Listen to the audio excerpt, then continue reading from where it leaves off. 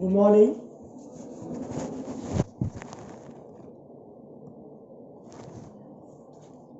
Respected dignitaries on the dais, principal of this college, Dr. Kumba, Kamble Madam, Dr. Rajmani, my friend Praveen, Dr. Praveen, my friend Nagnath, and Professor Kashif.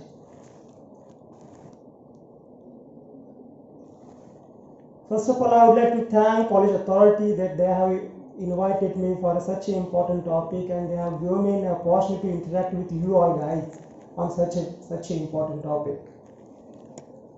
Actually sir कोविडच्या काळामुळे आणि busy work शेड्यूलमध्ये normally I don't go outside for last at least 2 months.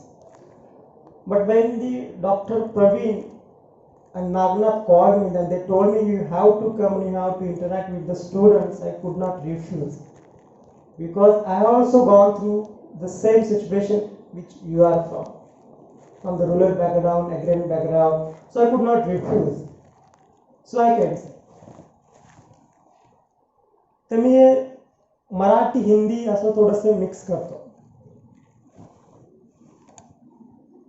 आणि special thanks and special appreciation for doctor Kumbhar when I enter in this campus sir I feel I am somewhere Nayak is Nayak. कारण मी वेगवेगळ्या पोझिशनमध्ये असल्यामुळे भारतातल्या सगळ्या मोठ्या इन्स्टिट्यूशनमध्ये मला जायची. अच्छा सॉरी राजमन सॉरी सर. तर special appreciation to doctor Rajmane. कारण मी सर दिल्लीमध्ये असल्यामुळे मला भारतभराच्या सगळ्या चांगल्या इन्स्टिट्यूशनमध्ये जायला संधी मिळते. मग IITs असेल, IIMs असेल किंवा मी बऱ्याचशा इन्स्टिट्यूशनच्या त्यांच्या इंटरनॅशनल ॲडवायझरी बोर्डवरती आहे. तर जेव्हा मी इंटर केलं तर आय रिअली फील दॅट, म्हणून मी तुम्हाला प्रश्न केला की this college is so nice. You won't find such kind of campus even in Mumbai और Pune, not even in Delhi, आणि सच अ रुरल प्लेस. त्यामुळे तुम्ही फार फॉर्च्युनेट आहात. So have a class to सर्व. ओके,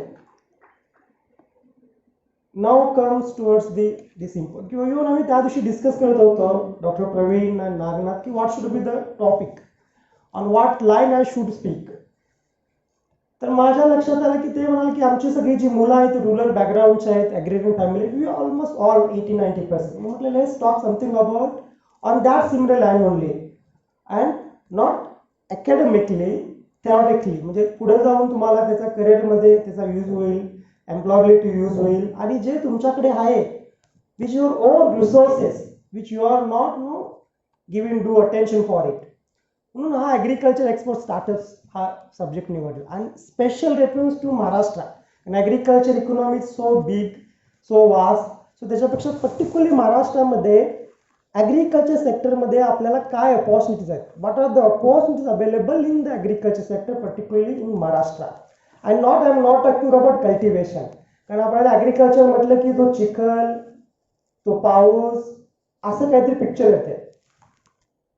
पण मी I am not going to talk on that aspect. I am going to talk on how this is an industry, how you can develop your own business and you can earn a lot of money.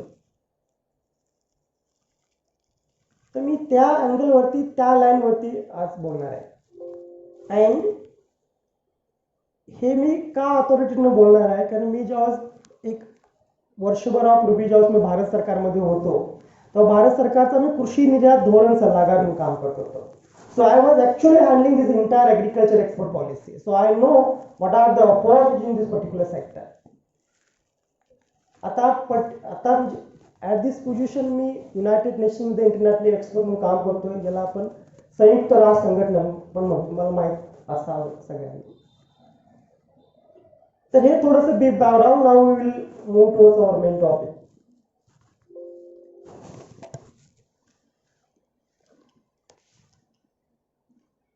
Okay,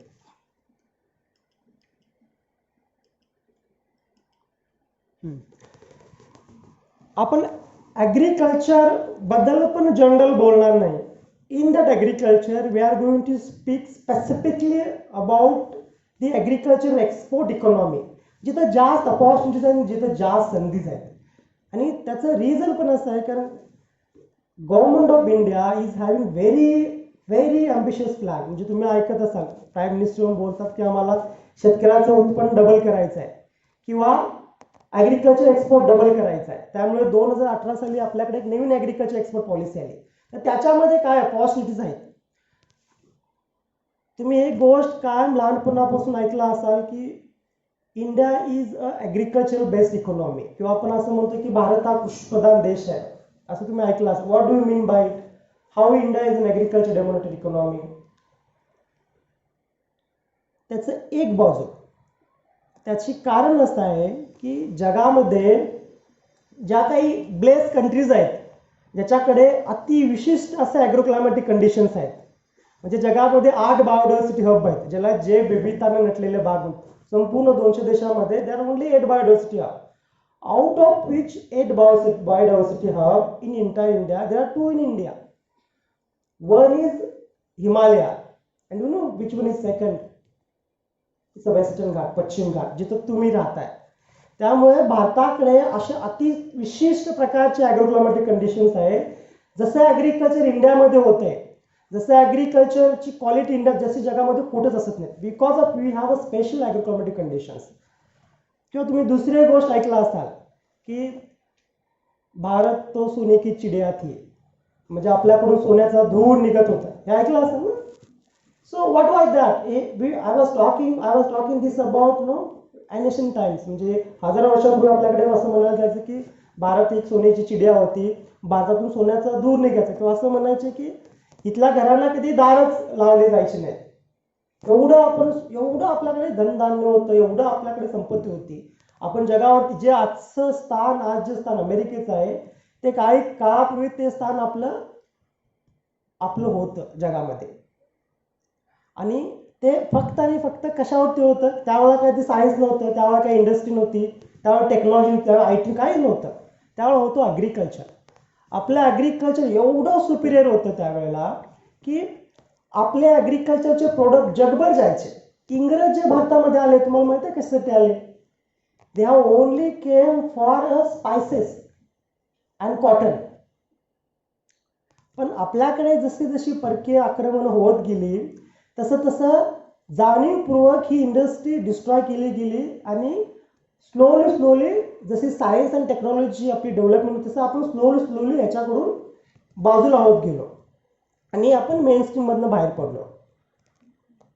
आता government of इंडियाच्या असे लक्षात आले की if you heard the interviews of the vice chairman of Rajiv Kumar, Niti Aayog. Niti Aayog has a very clear-cut agenda and they have very clear understanding. They are saying that if India wants to become an economic superpower, then there is no substitute for agriculture. म्हणजे भारताला जर agriculture superpower व्हायचं असेल तर आपल्याला agriculture सोडून कडेला जावं लागणार. त्याचं कारण असं आहे की तुमच्या देशाची असणारी एकूण लोकसंख्येपैकी 70% लोकसंख्या डायरेक्टली इनडायरेक्ट तुमची ॲग्रिकल्चरवरती डिपेंड आहे. ह्या लोकांचा जोपर्यंत विकास होणार नाही तोपर्यंत देशाचा सर्वसमावेशक किंवा आर्थिक ज्याला प्रगती किंवा आपण सुपर इकॉनॉमिक पॉवर होतो ते होणार नाही. त्यामुळे नीती आयोग असं म्हणत आहे की आपल्याकडे ॲग्रिकल्चरमध्ये फार रचनात्मक आपण स्ट्रक्चरल चेंजेस म्हणतो. तर there are lot of structural changes is coming in to this sector. त्यामुळे तुम्ही म्हणाल की आपल्याकडे हे शेतकऱ्याचं उत्पन्न डबल करणं, मिनिस्टर ऑफ फूड प्रोसेसिंगचं काम एक्सपांड होणं किंवा ॲग्रिकल्चर एक्सपोर्टची पॉलिसी येणं, हे अशा प्रकारच्या गोष्टी चालू झाल्या. त्यामुळे तुम्ही ग्रामीण भागातले आहात, you are from the agrarian families, so you have lot of opportunity this because stage is ultimately set for you. Now comes to the export economy. Why agriculture export economy is so important? You go to any economy or any business, unless you are globally competitive, you won't get progress. आणि जोपर्यंत तुम्ही globally competitive होत नाही तोपर्यंत you not able to do export. त्यामुळे भारत सरकार असं म्हटलं की आपल्याला जर शेतकऱ्याचं उत्पन्न डबल करायचं असेल, आपल्याला शेतीचा विकास करायचा असेल आणि या 70% लोकांना फिट करायचं असेल तर we have to do structural changes आणि we have to change the policies. म्हणून त्यांनी ही भारताची जी ॲग्रिकल्चर एक्सपोर्ट पॉलिसी आहे 2018 साली ते आली. म्हणजे एकीकडे बघा आपण म्हणतो की वी आर ॲग्रिकल्चर इकॉनॉमी, असं असून सुद्धा गेल्या 70 वर्षामध्ये आपल्याकडे सर्व समावेशक अशी ॲग्रिकल्चर एक्सपोर्ट पॉलिसी नव्हती. ती 2018 साली आली. आता आपल्याकडे आपण किती ॲग्रिकल्चर इकॉनॉमी असलो तरी टोटल जो शेअर आहे आपला ॲग्रिकल्चर एक्सपोर्टमध्ये तो फक्त भारताचा 2% आहे. आणि तो 2% आहे तो. आणि आताची टोटल जी व्हॅल्यू आहे ती 38.2 बिलियन आहे. ती भारत सरकारला 100 बिलियन करायचं आहे 2022 पर्यंत. हे करायचं म्हणजे रातोरात होणार नाही. मग ह्याच्यासाठी जी सगळी सप्लाय चेन आहे ती सगळी चेंज करायची. त्यामुळे ह्याच्यामध्ये वेगवेगळ्या ऑपॉर्च्युनिटीज आहेत. म्हणून मी तुम्हाला ब्रीफ स्ट्रक्चर सांगितलं. आता आपण ज्यावेळेस एक्सपोर्टचा विचार करतोय तो आपण ज्यावेळेस ॲग्रिकल्चर एक्सपोर्टचा विचार करतोय, ॲग्रिकल्चर एक्सपोर्ट हा नॉर्मली 6 कॅटेगरीजमध्ये होतोय. म्हणजे फ्लोरिकल्चर म्हणजे जे फ्लावर्स असतात किंवा फुले जे असते त्याला आपण फ्लोरिकल्चर म्हणतोय. दुसरा फ्रेश फ्रूट्स अँड व्हेजिटेबल्स म्हणजे मँगो असेल, बनाना असेल, ती कॅटेगरी असते. नंतरची प्रोसेस फूड्स म्हणजे टॅमॅटोपासून जाम बनवणे, कांद्यापासून पावडर बनवणे, ज्यूस बनवणे, ही एक कॅटेगरी असते.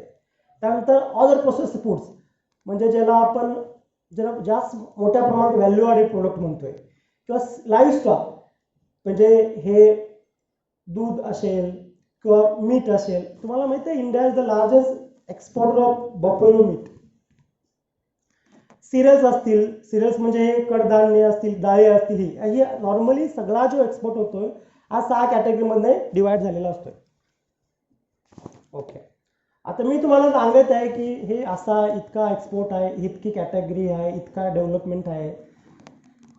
हे पुढं आपल्याला समजून घ्यायचं असेल तर we have to see a way to understand आपलं एक्झिस्टिंग एक्सपोर्ट बास्केट काय आहे. म्हणजे एका साईडला तुम्ही बघाल की ह्या कंट्रीज आहेत, Vietnam, Iran, Saudi Arabia, USA, Indonesia, Nepal, Bangladesh, Myanmar, ह्या इंडियाच्या टॉप 10 एक्सपोर्टिंग कंट्रीज आहेत. आणि या कंट्रीजमध्ये काय काय जात आहे तर तुम्ही बघा, बफेलो मीट आहे, ॲनिमल कास्टिंग्स आहे, ग्राउंड नट्स आहे, मेज आहे, फ्रेश ओनियन्स आहे, बासमती राईस आहे, नॉन बासमती राईस आहे. म्हणजे हे लिस्टिंग ह्या प्रकारचे प्रोडक्ट आपले जातात. हे जस्ट तुमच्या अंडरस्टँडिंगसाठी.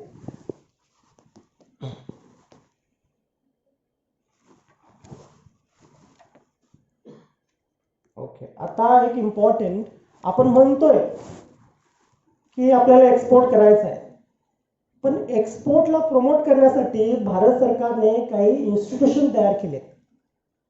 तुम्ही ह्याच्यातले एखादी इन्स्टिट्यूशन तुम्ही ऐकला असेल कधीतरी, जसे cashew export promotion council of India. This institute only works to promote the export of cashew nut. And India is the global leader in world cashew economy.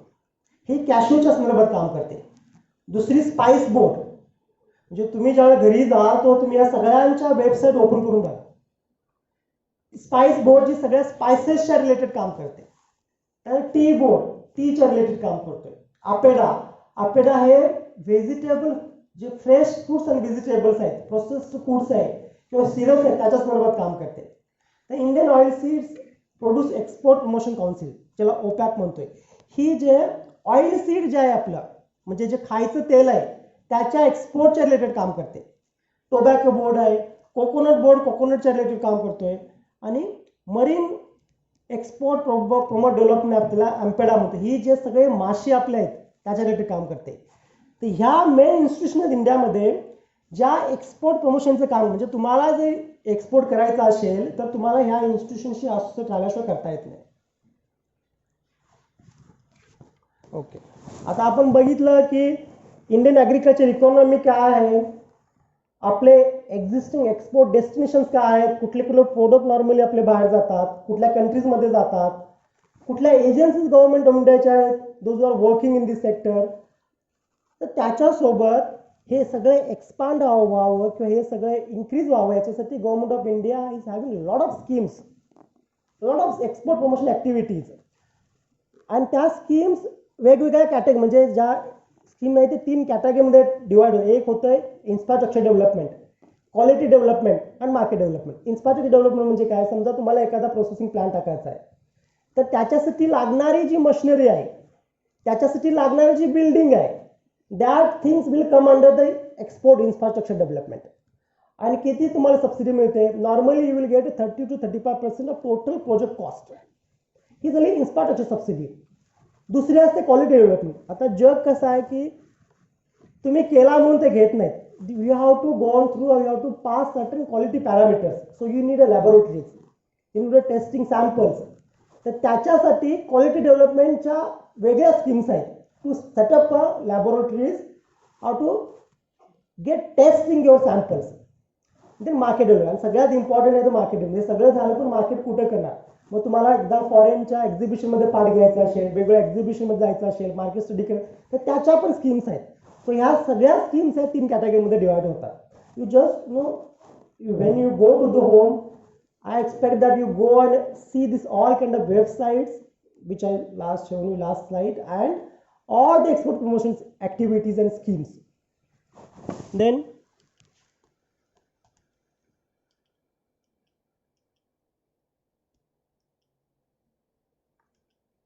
Okay, आता तुम्ही प्रत्येक वेळा ऐकत असाल की there are schemes, startup India किंवा prime minister प्रत्येक वेळा सांगतात की we have to develop such a economy where, such a society where entrepreneurship has to be promoted. We want to develop a startup ecosystem. So what are the startup ecosystem? Government of India ची प्रत्येक स्टेपला they are guiding you, or they have hand holding right from seeds to marketing, right from cultivation to marketing. मग ह्या वेगवेगळ्या schemes आहेत ज्या मी सगळ्या collect केलेत. तुम्हाला एखाद्या ज्याला स्टार्टअप स्टार्ट करायचं असेल तर ह्या वेगवेगळ्या स्कीम्स आहेत ज्याच्या अंडर तुम्ही जाऊन गव्हर्नमेंटची ग्रँट घेऊ शकताय, गव्हर्नमेंटची हेल्प घेऊ शकता, आणि you can have your own startup. तो ह्या सगळ्या जेवढ्या इंडियामध्ये स्कीम्स आहेत, स्पेशली ॲग्रिकल्चर इंडस्ट्री रिलेटेड, त्या सगळ्यांचं मी इथे कॉन्सन्ट्रेट केलेलं आहे. जवळजवळ 35 to 60 स्कीम्स आहेत. राईट फ्रॉम व्हेंचर, मी जस्ट आय एम रिडिंग, तिला व्हेंचर कॅपिटल स्कीम म्हणतोय, त्याचं support for international patent programme, म्हणजे इथं even it has included all the science and technology development also. म्हणजे तुम्ही जेव्हा एखादा प्रोडक्ट डेव्हलपमेंट करताय तर फक्त मार्केटिंग किंवा प्रोसेसिंग, त्याच्या पाठीमागचं सायन्स म्हणजे मशिनरीचं जे टेक्नॉलॉजी आहे किंवा जे पाठीमागचं बेसिक ब्रँड सायन्स आहे त्या कव्हर करण्यासाठी सुद्धा स्कीम्स आहेत. त्या सगळ्या स्कीमची लिस्ट आहे, मी पीपीटी शेअर करून तेव्हा तुम्ही नेक्स्ट टाइम बघेल किती स्कीम्स आहेत बघायच्या.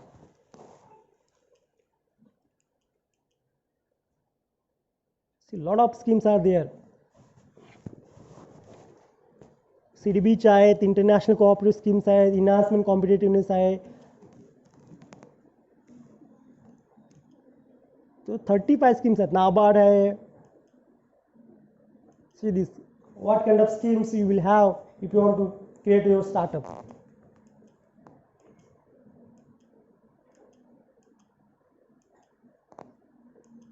जवळजवळ 35 स्कीम्स आहेत.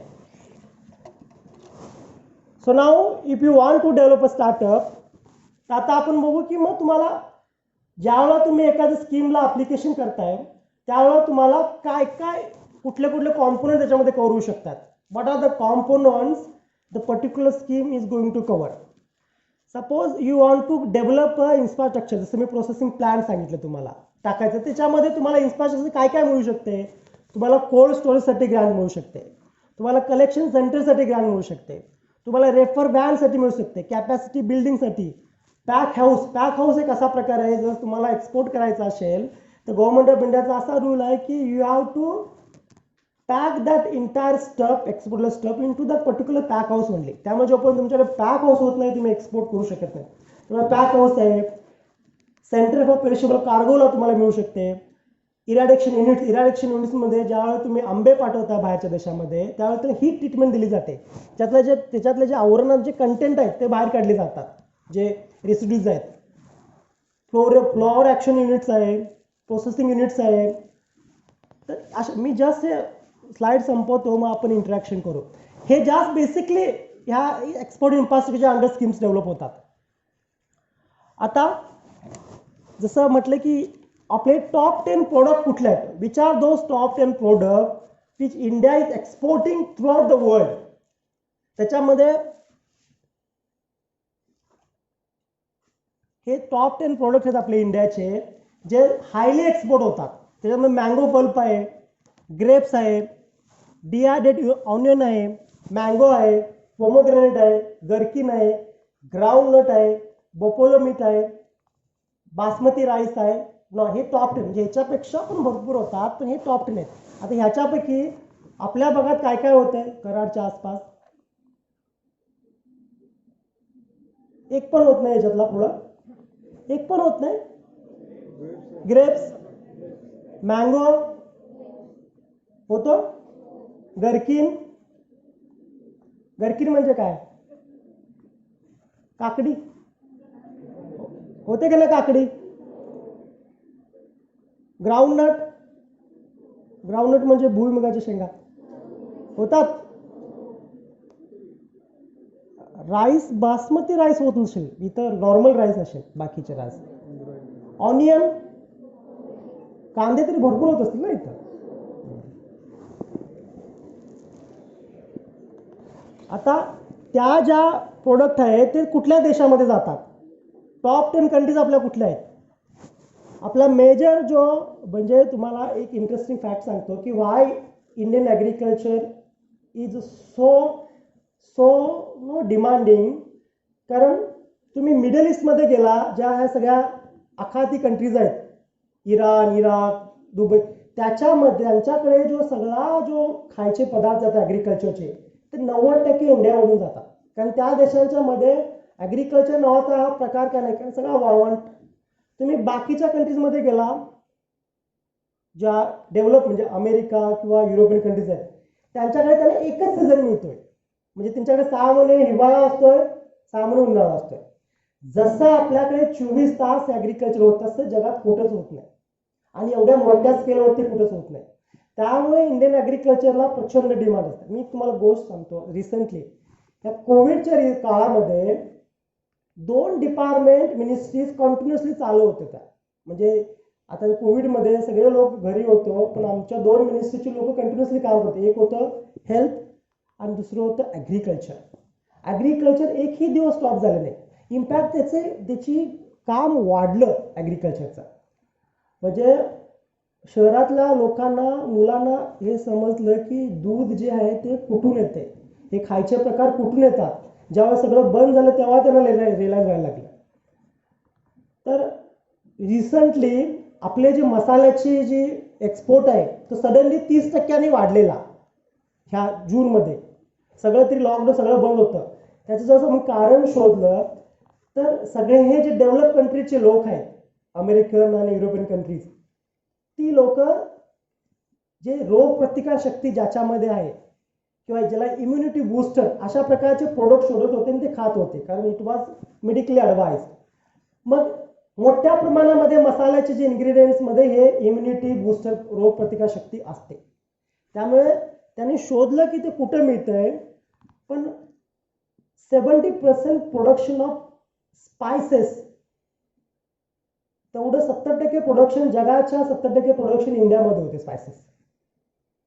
त्यामुळे जगामध्ये ह्या लोकांना तेवढ्या स्केलमध्ये कुठंच ते मसाले मिळाले. त्यामुळे सगळी सडनली इंडियाला ऑर्डर आलेली, आणि जशा प्रकारचे क्वालिटीज मसाले आपल्याकडे होतात तसे जगात कुठंच होत नाही. मी एक एक्झाम्पल सांगितलं. त्यामुळे world is looking towards India with very very very great hopes, and they feel that India as the country will be the food basket of the entire world.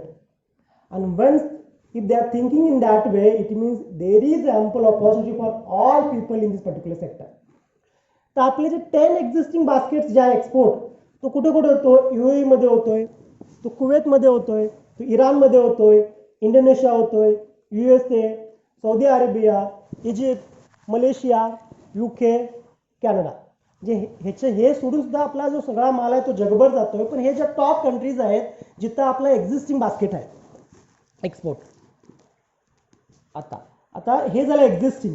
पण आता आम्ही जे मिनिस्ट्री किंवा जे आम्ही सर्वे रिसर्च केला मिनिस्ट्रीमध्ये, की ते सोडून असे कुठले प्रोडक्ट आहेत ज्याच्यामध्ये एक्सपोर्टची पॉसिबिलिटी जास्त आहे, ज्याच्यामध्ये इंडिया कॅन गो माइल्स. आता हे त्या मार्केटमध्ये सॅच्युरेशन झालं त्या 10 प्रोडक्ट. आता कुठल्या गोष्टींच्या वरती which are those product where India has to concentrate.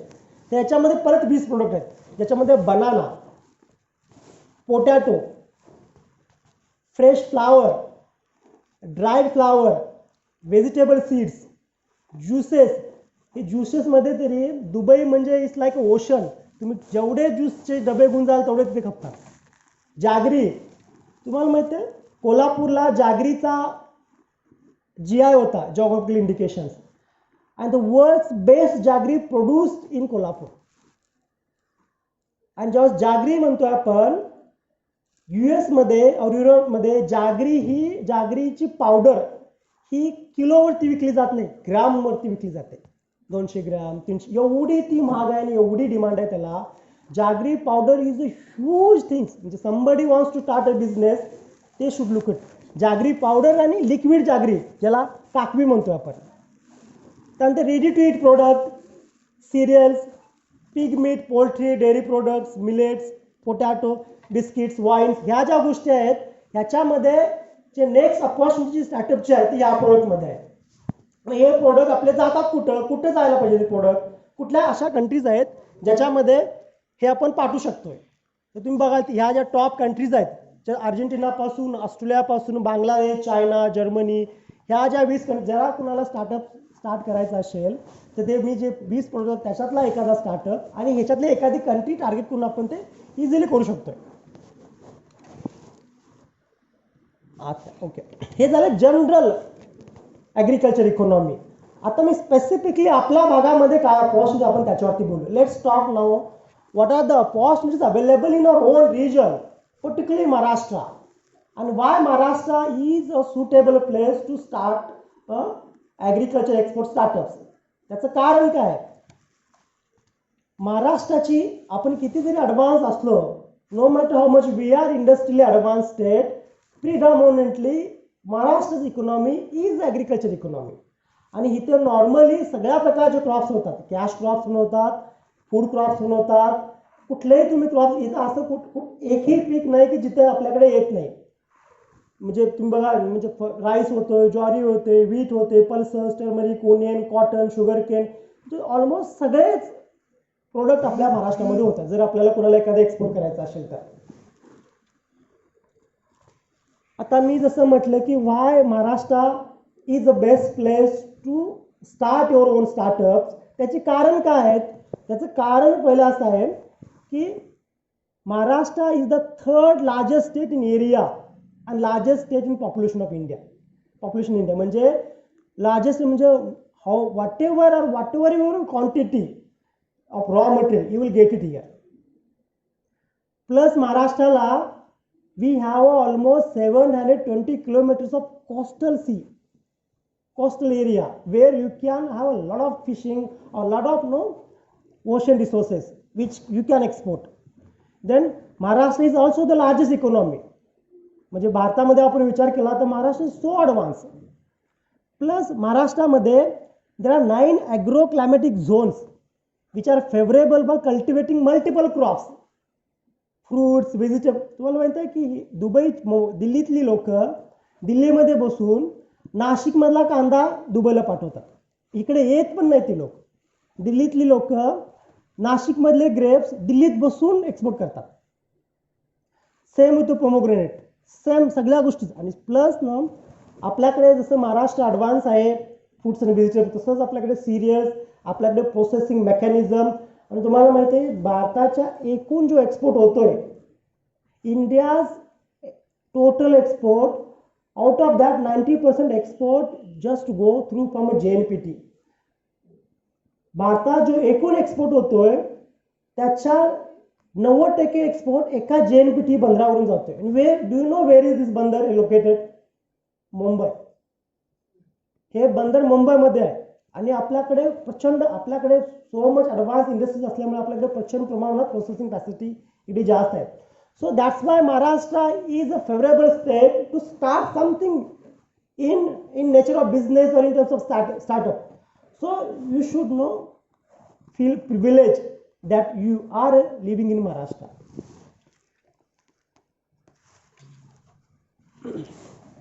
Ata, what is the scope for agriculture startups in Maharashtra particularly? Why we are saying that it is Maharashtra is having larger scope compared to any of the state in India for particular agriculture sector. Particularly Maharashtra हे ॲग्रिकल्चरली फार vast आहे. महाराष्ट्रामध्ये कुणाला agriculture कसं करावं हे शिकवायची गरज, इथल्या शेतकऱ्यांना ॲग्रिकल्चर कसं करायचे शिकवायची गरज नाही.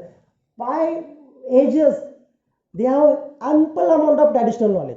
महाराष्ट्रामध्ये भारताचं किंवा जगाचं biggest one of the port आहे, ज्याला JNPT म्हणतोय. जगामध्ये जे टॉप 10 पोर्ट्स आहेत, among that top 10 JNPT is one of them. इथले फार्मर्स हे ॲडव्हान्स आहेत, इझिली कुठली जर सायन्स अँड टेक्नॉलॉजी त्यांना देत असतात ॲग्रिकल्चर पण ते लगेच इझिली अडप्ट होतात. भारतात समजा तुम्हाला एक्सपोर्ट करायचा असेल तर तुम्ही असंच होत नाही, त्याला you need a very systematic export infrastructure. You need a pack house, you need cold storage.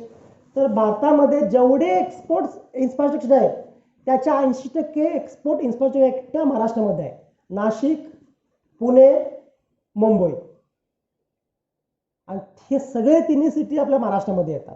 म्हणजे म्हटलं ना तुम्हाला, दिल्लीमधला माणूस नाशिकमधले कांदे घेतोय, नाशिकमधल्याच पॅक हाऊसमध्ये तो पॅक करतोय आणि तेच कांदे मुंबईमधल्याच बंदरावरती नेऊन तो पाठवतोय. म्हणजे दिल्ली म्हणजे हे हे हे एवढ्या मोठ्या प्रमाणात इथे हे सगळे इन्फ्रास्ट्रक्चर डेव्हलप आहे. So somebody from Maharashtra would like to start agriculture startups, he will have a very much added advantage. So that's why Maharashtra is having scope for the agriculture exports. आता what you can export from Maharashtra? You can export from Maharashtra mango, grapes, dried onion, pomegranate, gherkin, groundnut. हे तर सगळे महाराष्ट्रामध्ये मिळते. These all things available in the Maharashtra. म्हणजे तुम्ही काही गोष्टी याला कोल्हापूरमध्ये मिळतील, काही गोष्टी खाली कोकणात मिळतील, काही गोष्टी विदर्भात मिळतील, but you will get it.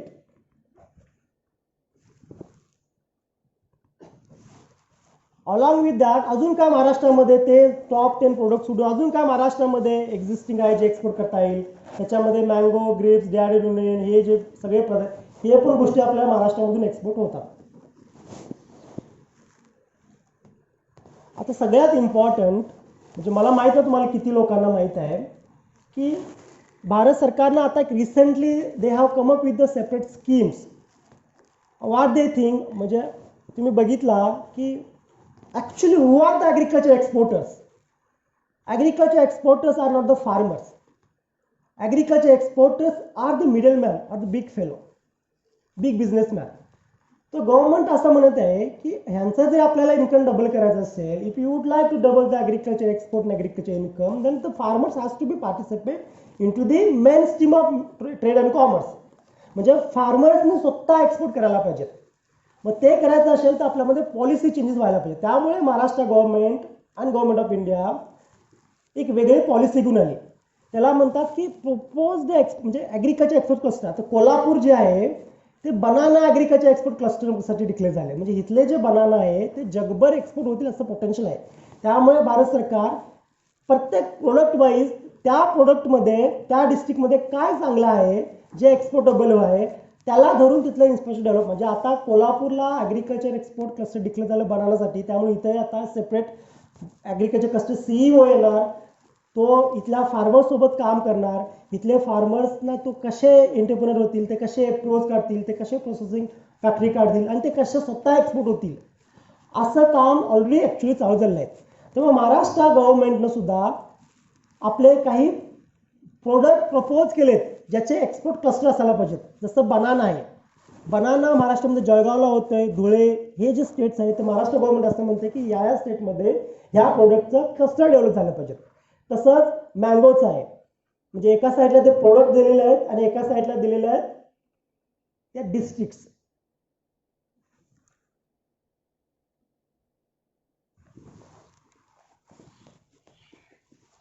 आणि मेजॉरिटली जे गव्हर्नमेंट ऑफ इंडियाने जे ॲक्सेप्ट केलेले जे आहेत जो नोटिफाय केले ते these are the 5 products for the agriculture cluster in Maharashtra. These are the banana, onion, grapes, orange and पोमोग्रेनेट्स.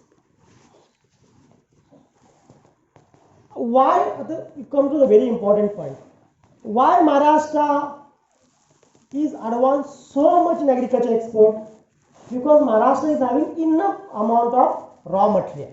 म्हणजे तुम्ही बघा पोटेन्शियल एका बाजूला प्रोडक्टची नावं दिलेली आहेत, एका बाजूला प्रोडक्शन जे किती आहे इंडियामध्ये ते दिलेलं आहे, त्यापैकी महाराष्ट्रामध्ये किती प्रोडक्शन ते दिलेलं आहे आणि त्याचा ऑल ओव्हर इंडियामध्ये रँक बघा. म्हणजे in grapes Maharashtra is the number 1 state, in pomegranate Maharashtra is number 1 state, same for the onion, banana Maharashtra is second largest state, orange, mango, and these all are the products where India is the largest exporter in the world. त्यामुळे हे जे सगळं raw material आहे, this raw material is easily available in the Maharashtra. That's why Maharashtra is having huge potential. That is with the fruits and vegetables. Now go to the cereals like jowar, soybean, toor, gram, मेथ, बाजरा. ह्याच्यामध्ये महाराष्ट्राचं status बघा. महाराष्ट्र जर 1, 2, 3 मध्ये आहे किंवा top 10 मध्ये आहे. त्यामुळे when you want to export something you have to have a raw material. म्हणजे नाही तर तुम्ही इथून एक्सपोर्ट करणार नाही, तुम्हाला दिल्लीमधून ते आणावं लागत असेल तर it will not going to work. So that's why Maharashtra is having huge potential.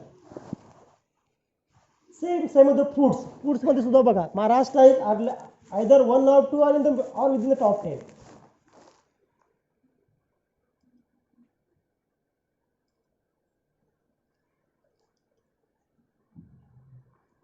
मेज किंवा नॉन बासमती राईस एक्सपोर्ट. म्हणजे आता हे मी लवकर संपलो because I would love to have a interaction with you. तर माझा एक स्वतःचा स्टार्टअप आहे, it's called a Flori Agro Exports. आणि this is the first startup in entire India. We don't know that मुरिया पनाकट्टा म्हणून एक प्लांट आहे which will be exported in Netherland. हे जे खाली जे प्लांट्स आहेत that goes to the Netherland and that is a particularly it will grow only into the forest region of western Maharashtra or in the western Ghat. So there are a lot of things, there are a lot of activities, there are a lot of issues, a lot of things that you can utilize for your own purpose. And recently तुम्ही जर बघाल तर Modi government और prime minister Modi has come the concept local for vocal. म्हणजे मी तुम्हाला एक interesting case सांगतो, म्हणजे how much you are lucky you will understand. Maharashtra जसं मी तुम्हाला सांगितलं की आपल्याकडे 8 बायोडायव्हर्सिटी हब आहेत जगामध्ये, त्याच्यापैकी 2 महाराष्ट्रामध्ये. एक आहे हा Himalayan, second is the Western Ghat, पश्चिम महाराष्ट्र. सो आय थॉट की if this place is so special then whatever produce into that region they has to has a special, they must be special. कारण हा जो एवढा special part आहे तर ह्याच्यामध्ये तयार होणारे प्रोडक्ट सुद्धा स्पेशल असतील. असं म्हणून मी I studied and then I pick one product from the western Ghat, शाहूवाडीच्या त्या जंगलामधून हनी घेतला मी, ज्याला आपण ओरिजिनली हनी जो जंगलातनं जाऊन तिथले, कारण त्या रिजनमध्ये there are traditional bee keepers from ages. मग त्या ट्रॅडिशनल बी कीपरकडून तो हनी घेतला आणि मी चेक केलं की जगामध्ये हनीचे कोणकोणते ब्रँड आहेत आणि मी सगळे ब्रँड कलेक्ट केले आणि त्यांच्या प्राईस बघितला. You know highest paid honey brand is the manuka honey which is coming from the New Zealand आणि त्याची किंमत आहे 5,000 रुपीज पर kg. मग मी दुसरी स्टडी केली की on what basis they determine the pricings of that particular honey.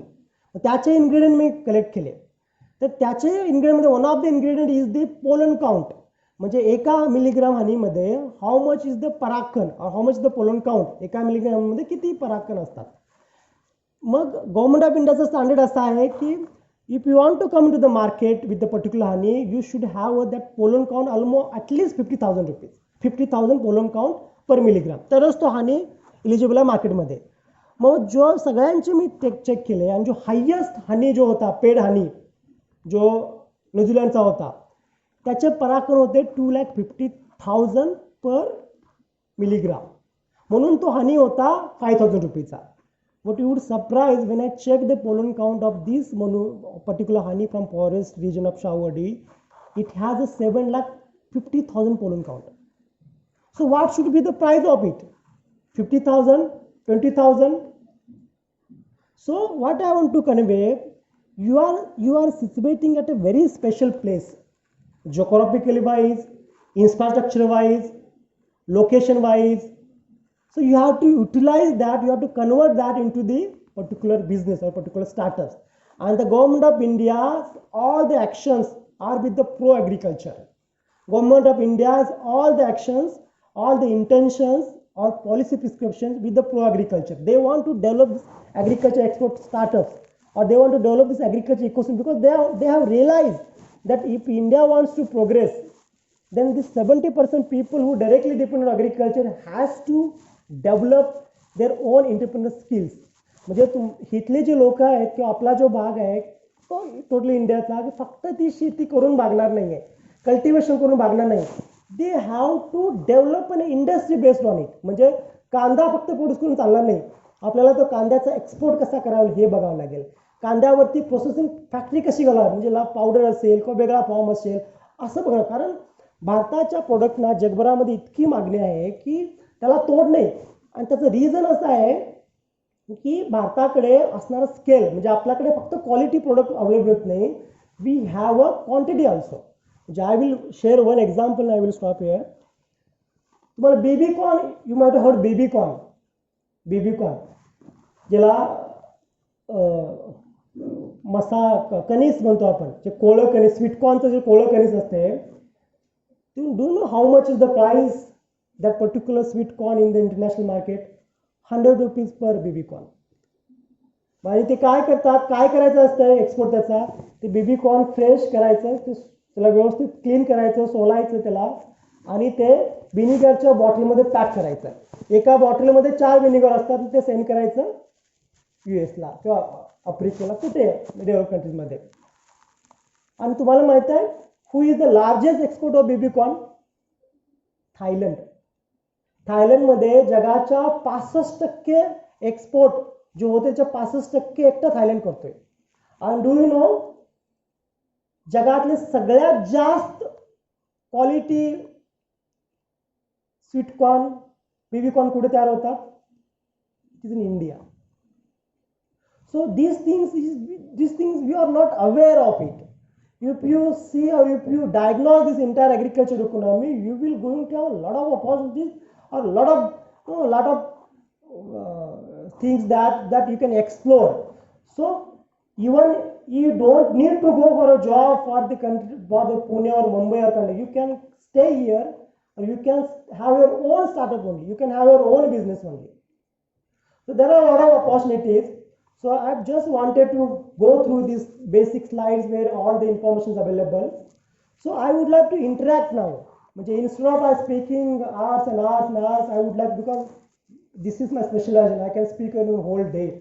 But I would like to interact with you people, what you think about it and what is the way forward. If you have any questions or if you're thinking some particular startup, then we'll try to nurture that particular startup. Yes, I would like to interact with you. प्रश्न विचारा, जागेवर उभा राहून विचारलं तरी चालतील, काही असेल तुमच्या मनात डाऊट आहे. चला, कोण सुरू करते? चला चला चला, अरे हा ते त्याच्यामध्ये चल, गुड बॉय. तोपर्यंत तुम्ही मनात त्यांना प्रश्न काहीतरी ते त्याला नाव सांग तुझं आणि विचार. So my name is Vaibhav Sanjay Sawan, and I would like to ask you that you are producing that particular plant, but do you have any that you